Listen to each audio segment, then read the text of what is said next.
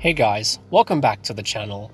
Today I'm going to be reviewing Dexter Original Sin. So Dexter Original Sin is a Showtime with Paramount Plus original series that serves as a prequel to the 2006 Showtime series Dexter. It was created by Clyde Phillips, who served as the showrunner for the first half of the original Dexter series, as well as its follow-up, New Blood. And the series essentially showcases Dexter's early years as a blood spatter analyst, and obviously as a serial killer by night. Just a quick disclaimer before we begin, I have a full Dexter playlist if you're interested in that. I have not read the books yet, although I'm still interested in doing so in the future. And for those of you who don't know, this is one of two Dexter shows being produced by the Showtime network in collaboration with Paramount Plus, with the other being Dexter Resurrection, a sequel to the Dexter New Blood miniseries, which is scheduled to premiere sometime later this year. Now, after watching Dexter Original Sin, I have to say, it is certainly a great time to be a Dexter fan because I genuinely enjoyed Original Sin. Is it perfect? Definitely not.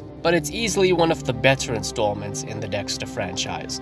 So let's get into it. So firstly, given that this is a prequel to the original Dexter series, I honestly didn't expect the show to open the way that it did. But given that Dexter Resurrection lies ahead, it honestly shouldn't be a surprise to some people. Looking at the rest of the series, I like the fact that it recaptures the exact same style, tone, aesthetics, and atmosphere of the original series, right down to the title sequence and theme music. And this time around, it's made even better by the fact that we get to see Dexter in the 90s, back when the world was a whole lot less insane compared to nowadays. I also have to give props to the casting choices and performances for these younger iterations of all the characters you know and love from the world of Dexter. You know, you've got Christian Slater as Harry Morgan, Molly Brown as Deborah, Christina Milan as LaGuerta, James Martinez as Batista, Alex Shimizu as Matsuka, and of course Patrick Gibson as Dexter Morgan himself. This guy did a great job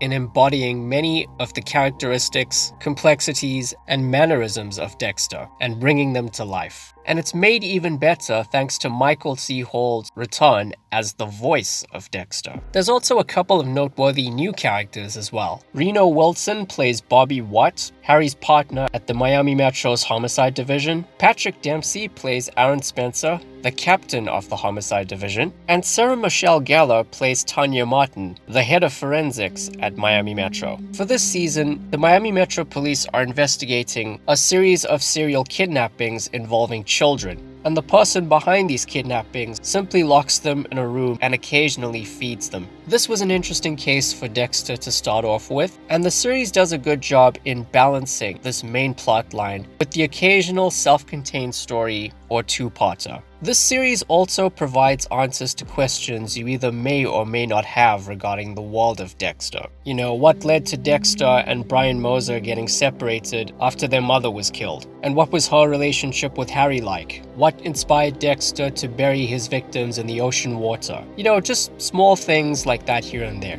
And when it comes to answering questions in prequel stories or origin stories to things, there's a fine line between answering questions in a way that is satisfying and maybe sometimes unexpected, and of course, in ways that feel unnecessary or like cheap retcons. But I think this show did it the right way, and the finale capped things off perfectly to the extent that if the show gets picked up for a second season, I'd be more than excited, as I was kind of left wanting more, having re-immersed myself in this world. But if it were to be cancelled, I honestly wouldn't mind at all, as you can kind of leave the rest up to your imagination. And besides, Showtime and Paramount Plus have more pressing matters with the upcoming Dexter Resurrection series, which they honestly need to knock out of the park. Now, the only issues I have with Dexter Original Sin are that, firstly, while the main storyline was engaging, the reveal of who the kidnapper was kind of obvious from the middle section of the season. And their motives may not be for everybody, but honestly, I didn't mind it. And the other thing is that while I definitely enjoyed the series, in some ways it doesn't really need to exist. I mean, the only reason it was made is because Paramount Pictures merged with the Showtime network,